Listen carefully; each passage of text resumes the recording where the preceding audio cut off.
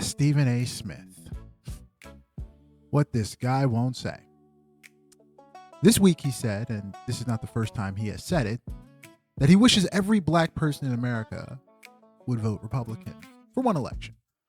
His argument is that since 1964, black voters have given the Democratic Party 80 to 90% of their vote and gotten very little in return. Because Democrats know they have the vote, they don't compete for it. And because Republicans know they can't get the vote, they don't care about it. And therefore, black Americans are the only community in America devoid of real political leverage. Now, there is a kernel of something real in that argument, and I will address that. Because the show does not dismiss things it disagrees with. It runs the receipts on them. But the full argument, the suggestion that the answer is to give your vote to a Republican Party, is not strategy. It is the political equivalent of telling someone who is being robbed that they should consider hiring the robber as their financial advisor. And today we're going to explain exactly why, starting with the 50-year receipt and ending with the question Stephen A. never asked, which is the question that would have actually made him credible. Let's go.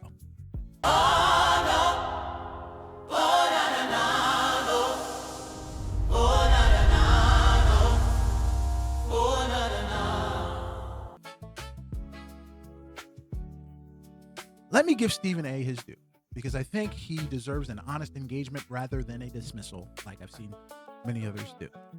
The leverage argument is real. Political leverage comes from being a contested voter, from being someone both parties have to compete for. Black voters who deliver 90% of their vote to one party with minimal conditions attached are, by the cold logic of electoral strategy, less powerful than a smaller community that is genuinely split. The political science on this is documented. Parties allocate resources and policy attention to persuadable voters. A guaranteed block is taken for granted. That is not a conspiracy theory. That is how campaigns operate. I have made this argument before. The AIPAC receipts make the argument. The demand framework, the idea that your vote should come with conditions, is a Malcolm X argument, and it is a legitimate one. So what is wrong with Stephen A.'s version of it? Everything after the premise. Because he identifies the problem correctly and then prescribes the one solution that would make it catastrophically worse. And the receipt of why is 50 years long. Stephen A. asked why black people don't vote Republican. Well, let me answer that question with the documented record of what the Republican Party has done to black Americans since 1964. Because the answer to why we don't go there is written in what happened every single time we got close. Let's start with Richard Nixon and his infamous Southern strategy. Strategist Kevin Phillips explicitly designed it to convert white Southerners or white Southern Democrats who were angry about civil rights legislation into Republican voters. Nixon advisor Lee Atwater later admitted on tape, by 1968, you couldn't say the N-word. That hurts you, backfires. So you have to say stuff like forced busing, states' rights, and all that stuff. The Republican Party made a deliberate, documented strategic decision to build its majority on racial resentment. That is not an interpretation. That is Atwater's own words on tape. Nixon's domestic policy chief admitted in a 1994 interview, published in 2016, that the war on drugs, which was racially targeting black people, was specifically designed to disrupt black communities and the anti-war left. His words, we knew we couldn't make it illegal to be either against the war or black, but by getting the public to associate the hippies and marijuana with blacks, the hippies with marijuana and the blacks with heroin, and then criminalizing both heavily, we could disrupt those communities. Mass incarceration followed. A felony conviction removes access to public housing, student loans, many jobs, and in many states, the right to vote. Unless, you have 34 counts and your name is Donald Trump. That policy was Republican designed and the Republican championed for decades. The Voting Rights Act of 1965 was passed by a Democratic president and has been under sustained attack by Republican administrations and a Republican-appointed Supreme Court majority ever since. Shelby County versus Holder in 2013. Republican appointed majority gutted the pre-clearance requirement. This week, the Supreme Court struck down Louisiana's majority black congressional district. You know, the one this very court itself ordered Louisiana to draw. Every major piece of voter suppression legislation of the last 20 years, voter ID laws, polling place closures, voter roll purges, gerrymandering, has been advanced by Republican legislators and defended by Republican attorneys general. The receipts are in the court file. And then right now, what's going on right now with the $863 billion cut from Medicaid, the states with the highest black Medicaid enrollment, Mississippi, Louisiana, Alabama, and Georgia, are hit the hardest. SNAP cut $300 billion. Was halted for the first time in 61 years. Black maternal mortality program in California sued and called discrimination. Fearless Fund shut down by Edward Bloom, where 6 black entrepreneurs had their dreams taken from them. Affirmative action ended by the same Supreme Court. The SAVE Act, designed to make voter registration harder for our demographic groups less likely to have passports, which is disproportionately black, brown, poor, and young. Voting Rights Act gutted this week. That is a 50-year receipt. That is why black Americans vote the way they do. Not because they have been tricked, not because they are blindly loyal, because survival is not blind loyalty. It is a rational response to a documented pattern of harm and abuse. Now, here is where I have to be honest and about what is actually wrong with Stephen A's framing. Because it's not just that Republican record is bad. It is that he is asking the wrong question entirely. And asking the wrong question reveals something about what this conversation is actually for. He asked, why don't black people vote Republican? That is the wrong question. The right question is, why does the Republican Party offer black Americans specifically, concretely, and in policy terms that they don't currently have? What does the Republican Party offer? Not rhetoric, not we're the party of Lincoln. Lincoln's been dead for 160 years. And the party that has been part of the Southern strategy for 60 of them. Not school choice, a policy that drains funding from public schools that most black children attend. Not lower taxes, a benefit that accrues primarily to people with wealth to protect. And the racial wealth gap means that benefit is distributed extremely uneven. Specific, concrete, documented policy that addresses the specific documented conditions of black Americans in 2026. Stephen A never makes that case because that case can't be made.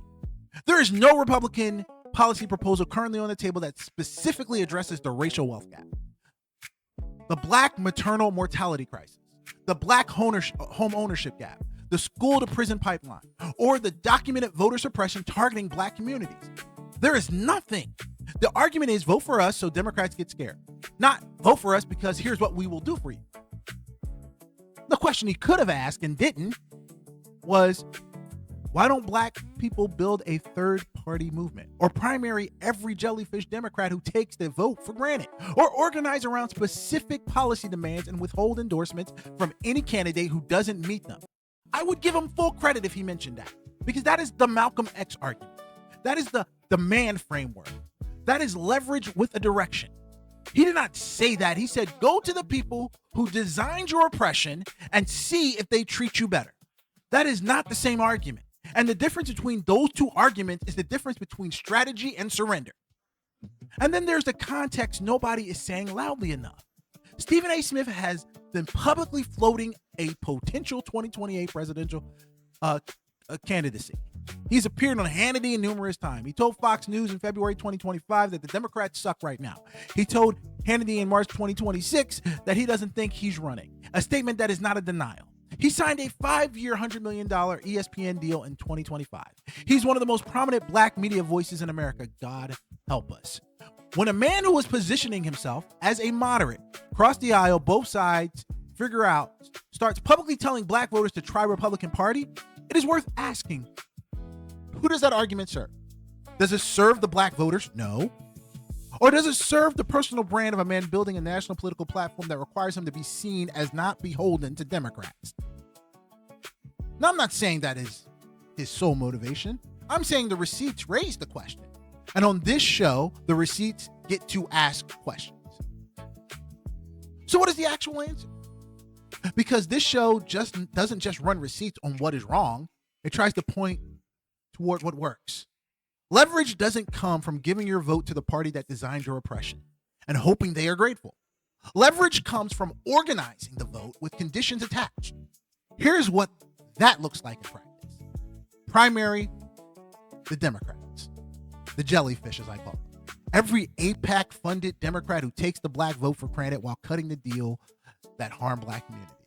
Primary them. Cori Bush and Jamal Bowman were not defeated by Republicans. They were defeated by AIPAC money in a Democratic primary. The answer is to build the primary infrastructure that puts candidates in office who actually owe their careers to the community, not the donor class. And demand specific policy, publicly and in advance, not after the election, before. Because every time we ask for things to change after we voted in a Democrat into office, they get amnesia and they forget we were the main drivers to them getting elected.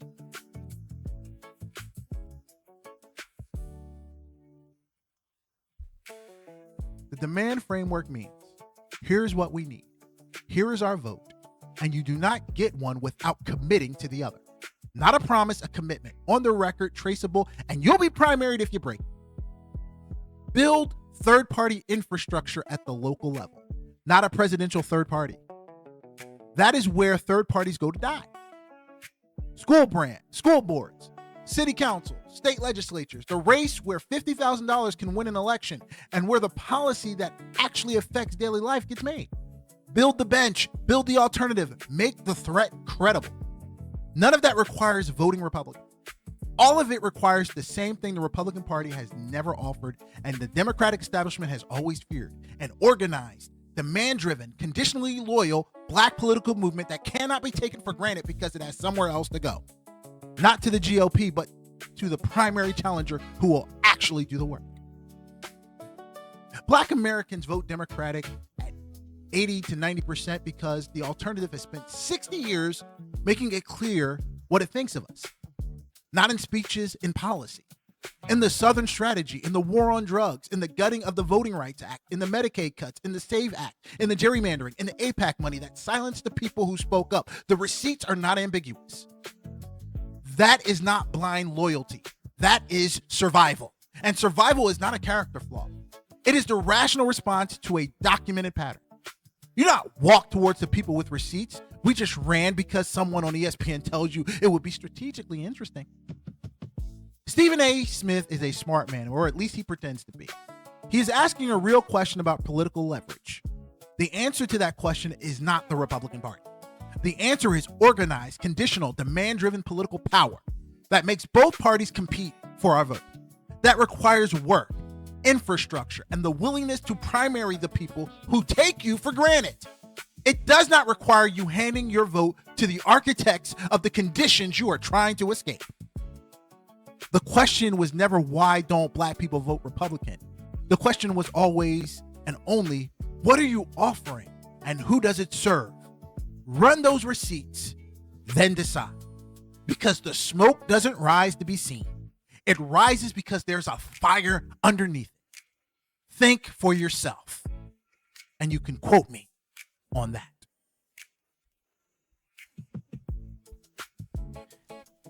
If what you heard just hit you, don't treat it like background noise. Don't scroll past it. Follow the link in the description and subscribe to the Quote to Smoke podcast. Leave a comment too. Disagreement is welcome here. We talk, we listen. That's the point. No filter, just fire. Three-step shot.